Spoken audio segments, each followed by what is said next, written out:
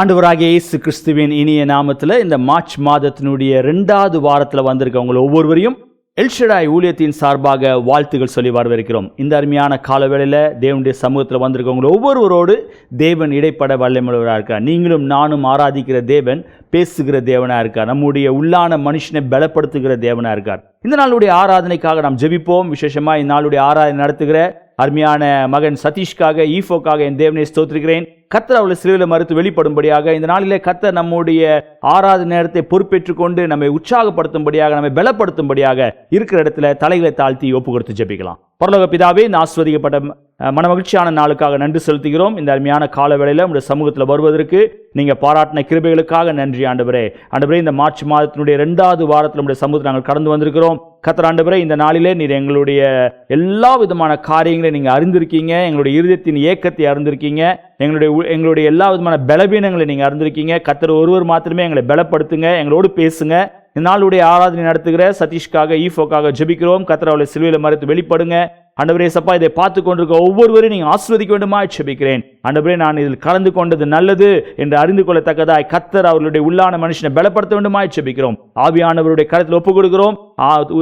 இந்த ஆராதனை தொடக்கம் முதல் முடிவு வரை உடைய சமூகம் இருக்க வேண்டுமா ஜெபிக்கிறேன். பொறுப்பேற்றுக் கொள்ளுங்க. இயேசு மூலமாய் ஜெபிக்கிறோம் நல்ல பிதாவே, ஆமென், ஆமென். இப்பொழுதும் ஆராதனையில் போவோம். கரங்களை தட்டி உற்சாகமாய் பாடுவோம். கர்த்தர் பெரிய காரியங்களை செய்வார். ஆமென். ஆண்டவராகிய இயேசு கிறிஸ்துவின் நாமத்தினாலே உங்கள் ஒவ்வொருவரையும் இந்த எல்ஷடாய் ஊழியத்தின் சார்பாக வரவேற்கிறேன். இந்த நாளிலும் கூட நாம் ஆண்டவரை ஆராதிப்பதற்காக இந்த இடத்துல கடந்து வந்திருக்கிறோம். கடந்த மாதங்கள் முழுதுமாக, கடந்த வாரங்கள் முழுதுமாக நம்மை பாதுகாத்த தேவனுக்கு நாம் நன்றிகளை செலுத்தி அவரை கொஞ்ச நேரம் துதித்து நாம் அவரை ஆராதிக்க போகிறோம். இந்த வேளையிலும் கூட நாம் சிங்கக்கெபியில் நான் விழுந்தேன், அவர் என்னோடு அமர்ந்திருந்தார். ஸோ நாம் எங்கு சென்றாலும், எந்த சிச்சுவேஷனில் இருந்தாலும் அவர் நம்மோடு கூட இருக்கிறார் என்ற நம்பிக்கையோடு இந்த பாடலை நாம் பாடுவோம். தேவனுடைய நாம் மகிமைப்படுவதாக.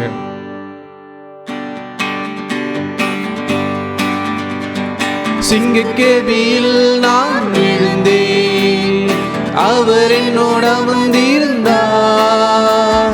சுட்டெரிக்கும் அக்கினியில் நடந்தேன், பனித்துளியா என்னை நனைத்தார். சிங்கக்கெபியில் நான் விழுந்தேன், அவர் என்னோடு அமர்ந்திருந்தார். சுட்டெரிக்கும் அக்கினியில் நடந்தேன், பனித்துளியாய் என்னை நனைத்தார். சிங்கக்கெபியோ சூளை நெருப்போ, அவர் என்னை காத்திடுவார். எல்லாம் சொல்லாமா? சிங்கக்கெபியோ சூளை நெருப்போ, அவர் என்னை காத்திடுவார். அவரே என்னை காண்பவர், அவரே என்னை காப்பவர், அவரே காண்பவர், அவரே என்னை காப்பவர். சிங்கக்கெபியோ சூளை நெருப்போ, அவர் என்னை காத்திடுவார். சிங்கக்கெபியோ சூளை நெருப்போ, அவர் என்னை காத்திடுவார்.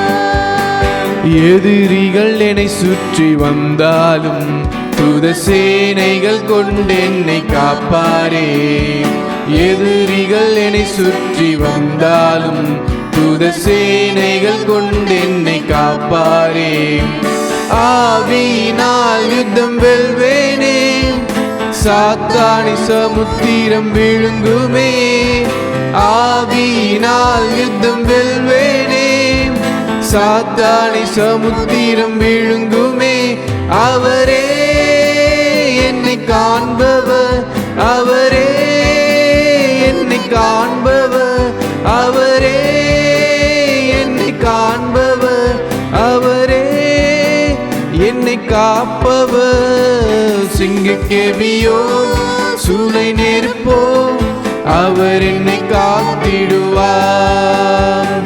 சிங்கக்கெபியோ சூளை நெருப்போ, அவர் என்னை காத்திடுவார். அவரே அவரே என்னை காப்பவர், அவரே என்னை காண்பவர், அவரே என்னை காண்பவர், அவரே என்னை காப்பவர். சிங்கக்கெபியோ அவர் என்னை காத்திடுவார். சிங்கக்கேபியோ சூளை நெருப்போ அவர் என்னை காத்திடுவார். நம்ம கொஞ்ச நேரம் ஆண்டவரை துதிப்போம். நம்ம எந்த சிச்சுவேஷன்ஸ்ல இருந்தாலும், எந்த சூழ்நிலைகளில் இருந்தாலும் அவர் நம்மை பாதுகாக்கிற தேவன். அவர் நம் தேவனுக்கு நம் நன்றி செலுத்துகிற விதமாக எல்லாம் கொஞ்ச நேரம் நம்ம ஆண்டவரை துதிக்கலாமா? அவர் பெரிய காரியங்களை செய்திருக்கிற தேவன். அவர் நம்முடைய வாழ்க்கையில் அதிசயங்களை செய்திருக்கிற தேவன். இந்த பாடல்கள் நம்ம கேட்டது போல அவர் நம்மளுடைய வாழ்க்கையில் அவர் அசைவாடுகிற தேவனாக இருக்கிறார். தேவனை நம்ம எல்லாம் கொஞ்ச நேரம் நம்ம ஆண்டவரை ஆராதிக்கலாமா?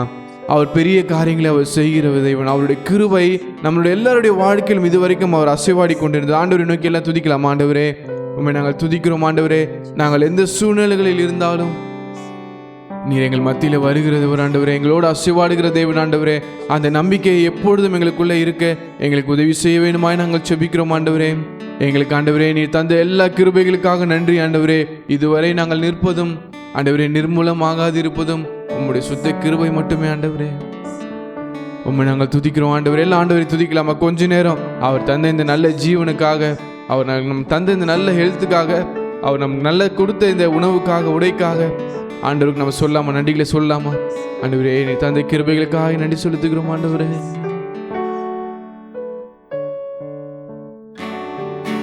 தாழ்மை உள்ளவரிடம் தங்கிடுதே கிருபை, தாழ்மை உள்ளவரிடம் தங்கிடுதே கிருபை, வாழ்நாளெல்லாம் அது போதுமே, சுகமுடன் தம்பலமுடன் வாழ்நாளெல்லாம் அது போதுமே, சுகமுடன் தம்பலமுடன் சேவை செய்ய கிருபை தாருமே. எல்லாம் சொல்லாமா? சேவை செய்ய கிருபை தாருமே, தம் கிருபை பெரிதல்லோ என் ஜீவனிலும் அதே, இம்மட்டும் காத்ததுவே அவர் நம்மை பாதுகாத்தவர், இன்னும் தேவை கிருபை தாருமே, இன்னும் தேவை, இன்னும் தேவை கிருபை தாருமே. இன்னொரு விஷயம் சொல்லாமா? தம் கிருபை, தம் கிருபை, அவர் கிருபை நம் ஜீவனிலும் அது மேலானது, இம்மட்டும் காத்ததுவே, இன்னும் தேவை கிருபை தாருமே. அப்பா கிருபை தாமாண்டவே, இன்னும் தேவை கிருபை தாருமே, இன்னும் தேவை கிருபை தாருமே, இன்னும் தேவை கிருபை தாருமே. ஆண்டவரே உம்முடைய கிருபைக்காக நன்றி செலுத்துகிறோம். ஆண்டவரே உம்முடைய எல்லா தயவுகளுக்காகவும் நாங்கள் நன்றி செலுத்துகிறோம். ஆண்டவரே ஆண்டவரே இன்னும் மேலும் ஆண்டவரே உம்முடைய கிருபையினால் எங்களை நிரப்புங்க. ஆண்டவரே இந்த வாரம் முழுதுமாக, இந்த மாதம் முழுதுமாக ஆண்டவரே எங்களுடைய வாழ்க்கையை ஆண்டவரே கடத்த ஆண்டவரே உம்முடைய கிருபை வேணுமே. ஆண்டவரே எங்களோடு பேசுங்கப்பா. இந்த ஆராதனை எங்களோட அசைவாடினது போல எங்களோடு நீங்கள் பேசுங்க. உங்களுடைய வார்த்தைக்காக நாங்கள் காத்திருக்கிறோம். ஆண்டவரே இயேசுவின் நாமத்தில் ஜெபிக்கிறோம் நல்ல பிதாவே, ஆமென். Praise the Lord. கர்த்தர் நல்லவர். நல்ல ஒரு ஆராதனையில் பங்கு பெற்றோம். நிச்சயமாய் தேவன் உங்களை ஒவ்வொருவரையும் உயிர்ப்பித்திருப்பார் என்று சொல்லி நான் விசுவாசிக்கிறேன். உங்களுடைய வேதாகமத்தை ஏசாயா எழுதின தீர்க்கதரிசன புஸ்தகம் 52 அதிகாரம் முதல் 3 வசனங்களை வாசிக்க கேட்போம். Turn your Bible to the book of Isaiah chapter 52 verse 1 to 3. எலும்பு எலும்பு சீயோனே, உன் வல்லமையை தரித்துக்கொள். பரிசுத்த நகரமாகிய எருசலேமே, உன் அலங்கார வஸ்திரங்களை உடுத்திக்கொள். விருத்த சேதனம் இல்லாதவனும் அசுத்தனும் இனி உன்னிடத்தில் வருவதில்லை. தூசியை உதறிவிட்டு எழுந்திரு, எருசலேமே வீற்றிரு, சிறைப்பட்டு போன சீயோன் குமாரத்தியே, உன் கழுத்திலுள்ள கட்டுகளை அவிழ்த்துவிடு, விலையின்றி விற்கப்பட்டீர்கள், பணமின்றி மீட்கப்படுவீர்கள் என்று கர்த்தர் சொல்லுகிறார். ஹல்லேலூயா. எனக்கு அன்பான தேவனுடைய பிள்ளைகளே, இந்த வசனத்துக்கு கீழாக போன வாரம் 1ஆம் தேதி முதல் நாள் மார்ச் 1ஆம் தேதி நம் செய்தியை கேட்டோம். எலும்பு எலும்பு சியோனே என்று சொல்லி தேவன் ஒரு காரியத்தை அங்கே அர்ஜென்சி, ஒரு அவசரப்படுத்துகிறதை பார்க்கிறோம். ஒரு காரியத்தை தேவன் 2வது தடவை அதை வெளிப்படுத்துகிறார் என்றால் அதில் ஒரு முக்கியத்துவம் இருக்கும். காரணம், நம்முடைய வாழ்க்கையில் நம்ம உட்கார்ந்திருக்கிற இடம் எப்படிப்பட்ட இடமா இருக்கிறது என்று சொல்லி யோசிக்கக்கூடியவளா இருக்க வேண்டும்.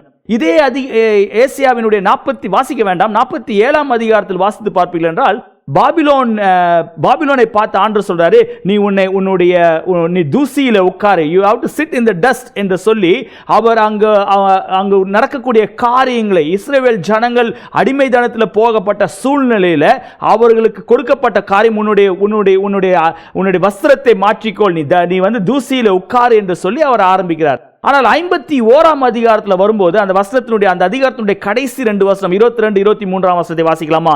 51ஆம் அதிகாரம் 22, 23. கர்த்தராகிய உன் ஆண்டவரும் தம்முடைய ஜனத்துக்காக வழக்காடப் போகிற உன் தேவனுமானவர் சொல்லுகிறது என்னவென்றால், இதோ தத்தளிப்பின் பாத்திரத்தை உன் கையிலிருந்து நீக்கி, தத்தளிப்பின் பாத்திரத்தை உன் கையிலிருந்து எடுப்பேன், இனி என் உக்கிரத்தினுடைய பாத்திரத்தின் வண்டல்களை நீ குடிப்பதில்லை. உன்னை நோக்கி நாங்கள் கடந்து போகும்படிக்கு குனி என்று சொல்லி கடந்து போகிறவர்களுக்கு நீ உன் முதுகை தரையும் வீதியுமாக்கும்படிக்கு உன்னை சஞ்சலப்படுத்தினவர்களின் கையில் அதை கொடுப்பேன் என்றார். ஹல்லேலூயா. இது எதை காட்டுகிறது என்றால், தேவன் பாபிலோன் தேசத்தில் இஸ்ரவேல் ஜனங்கள் அடிமைத்தனத்தில் இருந்து விடுதலையாய் வருவதற்கு முன்பாக பாபிலோனுக்கு கொடுக்கப்பட்ட தீர்க்க தரிசனம் 47ஆம் அதிகாரத்தில் நீ மறுபடியும் பழைய நிலைமைக்கு, you have to be turned to the dust என்று சொல்லி அவர் அங்கு சொல்லுகிறதை பார்க்கிறோம்.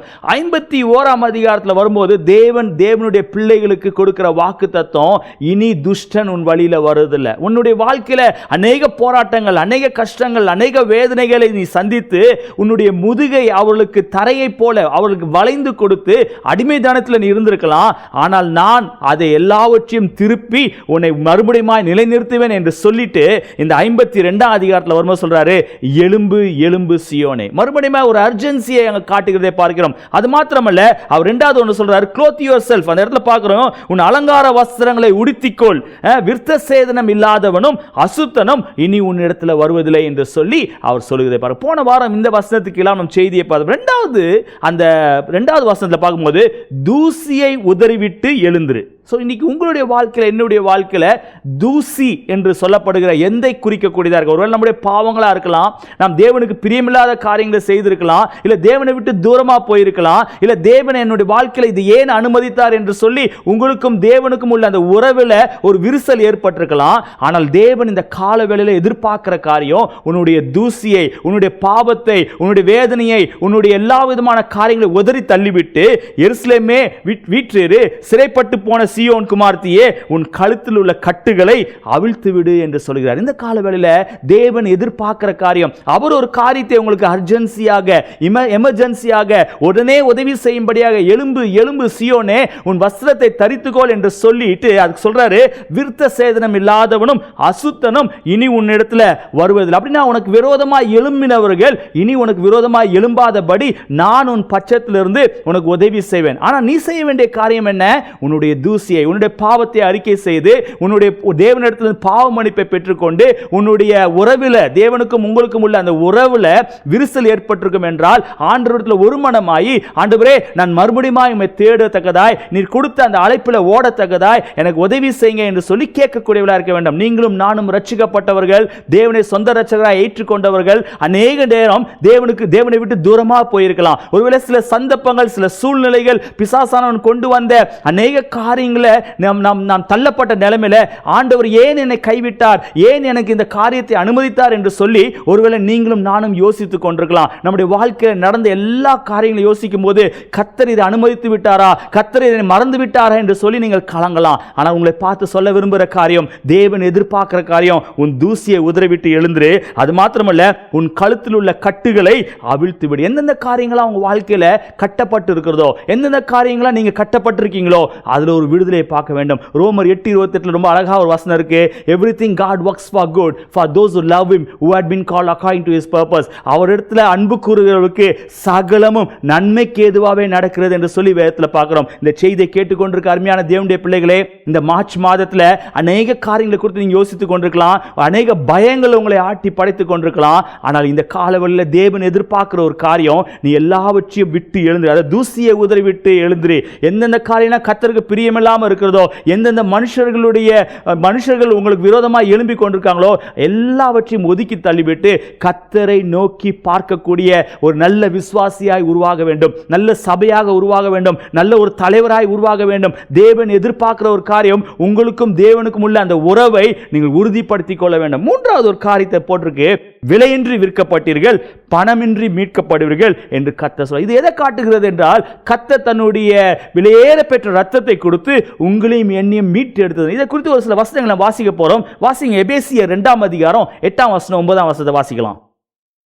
எபேசியர் 2:8-9. கிருபையினாலே விசுவாசத்தை கொண்டு ரட்சிக்கப்பட்டீர்கள். கிருபையினாலே விசுவாசத்தை கொண்டு ரட்சிக்கப்பட்டீங்க. இது உங்களால் உண்டானதல்ல, இது உங்களால் உண்டானதல்ல, இது தேவனுடைய ஈவு, தேவனுடைய ஈவு. ஒருவரும் பெருமை பாராட்டாதபடிக்கு இது கிரியைகளினால் உண்டானதல்ல. ஒருவரும் பெருமை, நீங்க நல்லது செஞ்சிட்டேன், நான் நிறைய காரியங்களை மற்றவர்களுக்கு உதவி செஞ்சேன், அதனால ரட்சிப்பை பெற்றுக்கொண்டேன் அப்படின்னு யோசித்தீங்கன்னா, உங்களுடைய கிரியையினால நீங்க பெற்றுக்கொள்ளல. தேவன் நமக்கு கொடுத்த ஒரு கிஃப்ட். நீங்களும் நானும் அவரை அப்பா பிதாவே என்று கூப்பிடுகிற புத்திர சுவிகார ஆவியை பெற்றிருக்கிறோம் என்றால் அது தேவன் நமக்கு கொடுத்த ஒரு. பவுல் எபேசு சபைக்கு எழுதும்போது சொல்றாரு, இது உங்களால் உண்டானதல்ல, நீங்க செய்கிற நல்ல காரியங்களால் உண்டானதல்ல, நீங்கள் தேவன் மேல் வைத்த அந்த விசுவாசம். இயேசு கிறிஸ்துவை விசுவாசிக்கிறவன் எவனோ அவன் நிச்சயமாய் கெட்டு போகாமல் நித்திய ஜீவனை அடையும்படி அவரை தந்தருளி இவ்வளவாய் உலகத்தில் அன்பு கூர்ந்தான் என்று பார்க்கிறோம். அவருடைய ஏற்றுக்கொண்டவர்கள், அவரை சொந்த ரட்சகராக ஏற்றுக்கொண்டவருடைய வாழ்க்கையில நாம் எழுந்திருக்க வேண்டியவர்களாக இருக்க வேண்டும். இருக்கிற இடத்துல இல்லாதபடி எழுந்து நடக்கக்கூடியவர்களாய், தேவன் வைத்திருக்கிற ஆசீர்வாதங்களை சுதந்திரிக்கக்கூடியவர்களாக இருக்க வேண்டும். எப்படி எழுந்திருக்க வேண்டும்?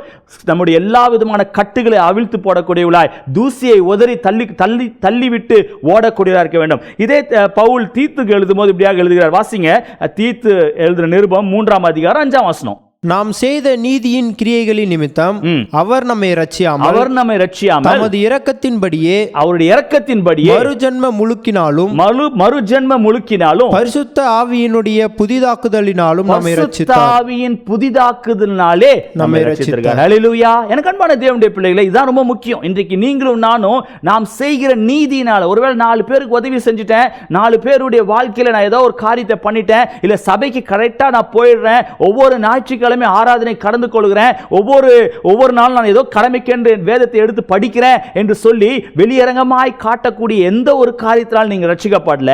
கிறிஸ்து இயேசுவினுடைய கிருபையினால நீங்களும் நானும் ரட்சிக்கப்பட்டிருக்கிறோம். அந்த கிருபையின் ரட்சிப்பை பெற்றுக்கொண்ட நாம் அவரை உறுதியாய் பற்றிக்கொள்ளக்கூடியவர்களாக இருக்க வேண்டும். நம்முடைய எல்லா கட்டுகளை அவிழ்த்து விட்டு அவரை சார்ந்து வாழக்கூடியவர்களாக இருக்க வேண்டும். கர்த்தர் மேல் பாரத்தை வைத்துவிட்டு அவர் உன்னை ஆதரிப்பார் என்று வாசிக்கிறோமே, அந்த தேவனிடத்தில் உங்களுடைய பாரத்தை கொட்டக்கூடியவளாய், உங்களுடைய இருதயத்தை ஊற்றக்கூடியவளாய் இருக்க வேண்டும். அன்னாலை குறித்து நாம் வேதத்தில் வாசிக்கிறோம். அநேக வேதனைகளை அவர் அடைந்து வந்தால், ஒரு ஸ்டேஜில் எல்லாவற்றையும் இழந்தவளாக அவர் சொல்றா, ஆண்டவரே இனி நான் என்னுடைய வாழ்க்கையில் வாழ்வதற்கு அர்த்தமே இல்லை என்று சொல்லி தேவனுடைய சமூகத்தில் சென்று தன் இருதயத்தை ஊற்றினாள் என்று பார்க்கிறோம். பார்க்கிற ஜனங்கள் அவள் ஒருவேளை குடித்தது நிமித்தம் விரக்தியாய் பேசுகிறாள் என்று நினைத்து அவளை குறித்து ஏலி என்ற தீர்க்கதரிசி கூட யோசித்தான். ஆனால் அவள் சொல்ல, இல்லை, நான் தேவனுடைய சமூகத்தில் என் இருதயத்தை ஊற்றிவிட்டேன் என்று சொல்லி அறிக்கை செய்கிறதை பார்க்கிறோம். அந்த ரட்சிப்பு என்பது கிறிஸ்து நமக்கு கொடுத்த பெரிய கிருபை. அவருடைய கிருபையினால் ரட்சிக்கப்பட்ட நாம்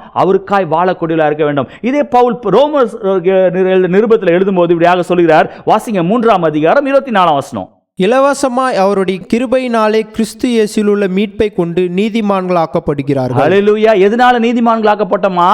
அவருடைய கிருபையினால, இரக்கத்தினால நாம் நீதிமான்களாக்கப்பட்டிருக்கிறோம். எனக்கு அன்பான தேவனுடைய பிள்ளைகளே, இந்த செய்தி கேட்டுக்கொண்டிருக்க உங்கள் ஒவ்வொருவருடைய வாழ்க்கையிலும் ஒருவேளை உடைந்து போன இருதயத்தோடு என்னுடைய வாழ்க்கையில் ஏன் இது நடந்தது என்று சொல்லி யோசிக்கிறவர்களா இருப்பீர்கள் என்றால், அந்த 51 22-23 வாசித்த பிரகாரமாய் உங்களுடைய வாழ்க்கையில அநேக காரியங்கள் ஏற்பட்டிருக்கலாம். ஆனால் இனி அவர்கள் உன்னை திரும்பி வருவதில்லை, இனி அவர்கள் உங்களை மேற்கொள்வதில்லை, இனி அவர்கள் உங்களுக்கு விரோதமாக எழும்புவதில்லை. ஏன்னா நான் அவங்களோட இருப்பேன். எந்தெந்த இந்த காரியங்களை, அந்த தத்தளிப்பின் பாத்திரத்தை உன்னிடத்திலிருந்து எடுத்து விடுகிறேன் என்று சொல்லி ரட்சிப்பின் வஸ்திரத்தை உடுத்தக்கூடியவராய், ரட்சிப்பை நமக்கு இலவசமாய் கொடுத்து விலையின்றி விற்கப்பட்டீர்கள், ஆனால் கிரயத்தினால மீட்கப்பட்டவளாய் தேவன் நம்ம ஒவ்வொருவரையும் வைத்திருக்கிறதுக்காக நன்றி செலுத்தக்கூடியவராக இருக்க வேண்டும். இந்த செய்தியை கேட்டுக்கொண்டிருக்க அருமையான தேவனுடைய பிள்ளைகளே, அந்த கிறிஸ்துவின் அன்பை அறியாமல் இருப்பீர்கள் என்றால், அந்த கிறிஸ்துவை சொந்த ரட்சகராக ஏற்றுக்கொள்ளாமல் இருந்திருப்பீர்கள் என்றால், இந்த காலவெளியில் உங்களுக்கு ஒரு வாய்ப்பு கொடுக்கப்படுகிறது. இருக்கிற இடத்துல ஒப்பு கொடுத்தவளை, ஆண்டவரே உம்மை ஏற்றுக்கொண்ட நான் ஒருவேளை தூரமா போயிருந்தா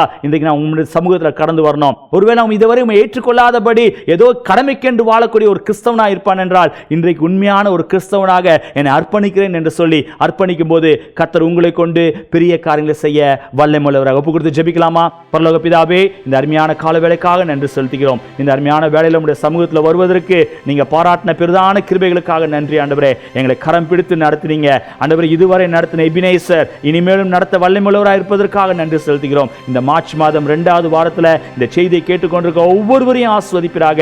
அவர்களுடைய உள்ளான மனுஷனை பலப்படுத்துங்க ஆண்டவரே. என் தேவன் அவருடைய வாழ்க்கையில ஆண்டவரே முடங்கி போய் இருக்கிற இடத்துல அப்படியே இருந்து விடாதபடி எழும்பு எழும்பு என்று சீயோனே என்ற அழைப்பை ஏற்றுக்கொண்டு எழுந்து நடக்கத்தக்கதாய், ஆண்டவரே ரட்சிப்பின் வஸ்திரத்தை உடுத்திக் கொள்ளத்தக்கதாய், ஆண்டவரே இயேசப்பா தூசியை உதறிவிட்டு எழுந்திருக்கக்கூடியவளாய், ஆண்டவரே பெற்றுக்கொண்ட மீட்பையும் ரட்சிப்பையும் ஆண்டவரே இயேசப்பா கடைசி வரை பாதுகாத்துக் கொள்ளத்தக்கதாய் கர்த்தர் கிருபை செய்ய வேண்டுமாய் ஜெபிக்கிறேன். அப்படியாக செய்யப்படும்படினாலே ஸ்தோத்திரம். எல்லா துதி கன மகிமைகள் ஒருவருக்கே செலுத்துகிறோம். இயேசு மூலமாய் ஜெபிக்கிறோம் நல்ல பிதாவே, ஆமென். என் ஆத்துமாவே கர்த்தரை ஸ்தோத்திரி, என் முழு உள்ளமே அவருடைய பரிசுநாமத்தை ஸ்தோத்திரி. என் ஆத்துமாவே கர்த்தரை ஸ்தோத்திரி, அவர் செய்த சகல உபகாரங்களையும் மறவாதே. ஆமென். கர்த்தராகிய இயேசு கிறிஸ்துவின் கிருபையும் பிதாவாகிய தேவனுடைய அன்பும் பரிசுத்த ஆவியானவருடைய அன்னுநைக்கியமும் நம் அனைவரோடும் கூட இப்பொழுதும் எப்பொழுதும் சதா காலம் இருப்பதாக. ஆமென். ஹல்லேலூயா. கர்த்தர் உங்களை ஆசீர்வதிப்பாராக. ஸ்கிரீன்ல வருகிற வாட்ஸ்அப் நம்பர்ல ஜெப குறிப்பு இருக்கும் என்றால் தெரியப்படுத்துங்க. நாங்கள் சபையாக உங்களுக்காக ஜெபிக்க ஆயத்தமா இருக்கிறோம். கர்த்தர் உங்களை ஆசீர்வதிப்பார். ஆமென்.